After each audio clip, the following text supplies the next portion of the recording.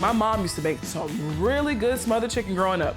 So I'm making my version of a Carolina Smothered Chicken. Can you season the chicken with my house seasoning? What's in here? Onion powder, garlic powder, salt, paprika, and pepper. And while you do that, just season, you know how to season chicken. Yes. After my mom seasons the chicken, she's gonna dredge it with a little flour and the same house seasoning. Fry it not all the way through. You wanna smother and cook the chicken in the sauce, but you want it to get nice and crispy. That looks good. That's pretty. That is very pretty. To make this pan sauce, I'm gonna add some butter. I've left a little bit of the oil from the fried chicken, onions. I'm gonna saute this down. Garlic. Some minced garlic. Salt. Pepper. That smells good, huh?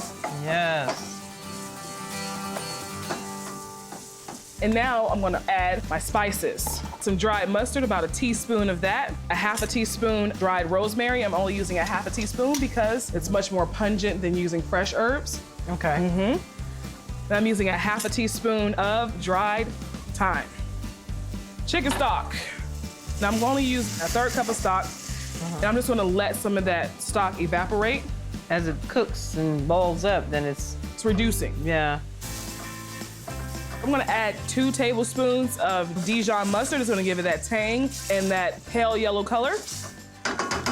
Now I'm gonna whisk in about 1.5 cups of heavy cream. Slowly. Wow, it's thickening up as soon as it hits the heat. Oh, it smells so good.